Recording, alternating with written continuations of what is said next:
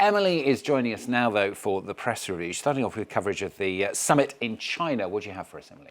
Let's start in China with the front page of the English language China Daily here. It's celebrating Xi Jinping's global governance initiative. It also quotes the Chinese president as saying that, quote, a Cold War mentality is haunting the world today.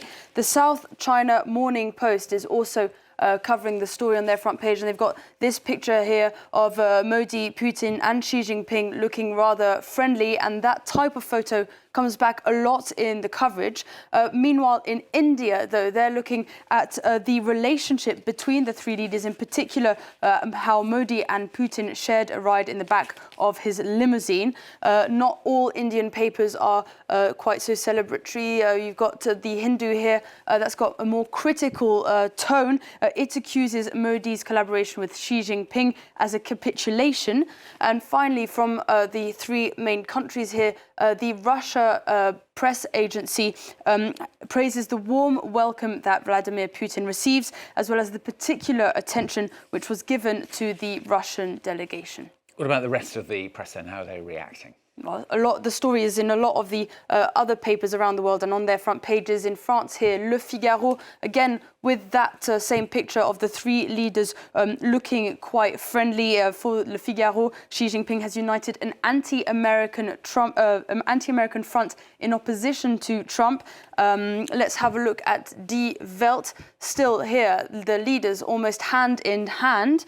Sky News is offering an interesting analysis on the friendliness of the leaders at this summit. They say that the summit is a show designed to rattle the West. The article says that the striking optics of the event is what people are going to remember. Quotes leaders from some of the most populous, influential and anti-American nations in the world chatting, eating and laughing together. Now, quite an interesting article, bearing in mind all of the coverage from China, Russia, India and the rest of the world. And the New York Times is building on this as well with this article here. It says that the three countries are trying to signal unity despite their differences, and that the display of friendship is designed to offer an alternative to global US leadership. The article says that the imagery shows how Trump's geopolitical disruption has become a rallying call for many other countries.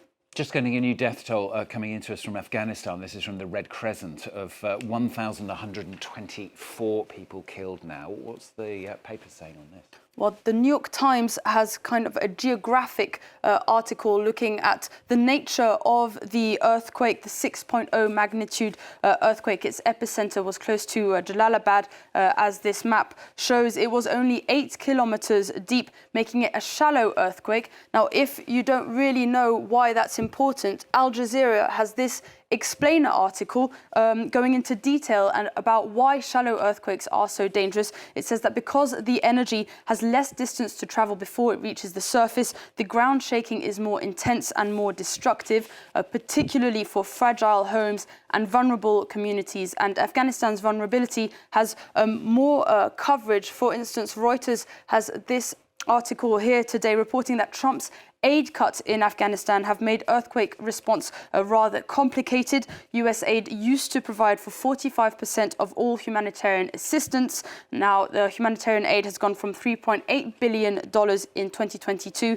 to $767 million this year. According to the UN, more than half of the country already required humanitarian assistance before the earthquake. And Libération goes into a bit more detail about that situation. It says that the earthquake will just exacerbate the already existing crisis. Since the return of the Taliban, the country has become one of the poorest in the world. The article cites a study in The Lancet, which found that 14 million people could die in the next 5 years as a direct result of these budget cuts.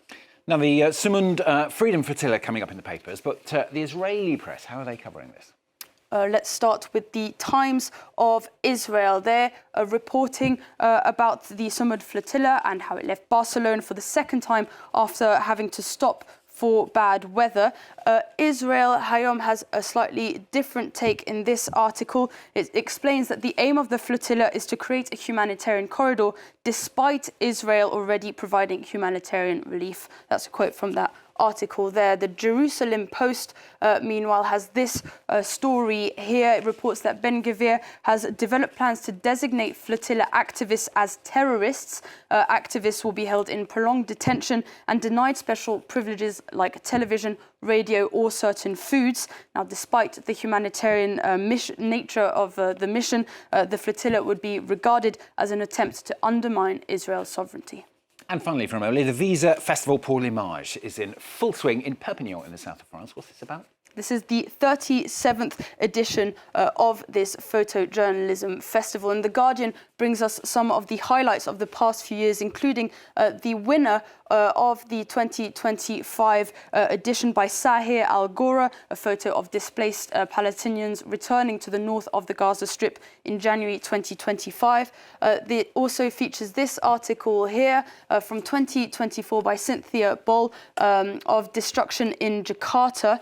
And then finally, this photo here from 2020 of the forest fires in California. But it's well worth a look if you have time. Yeah, very dramatic images. Thanks very much, Emily. Emily Boll with the press review on France 24. More coming up in a few minutes' time. Do stay with us.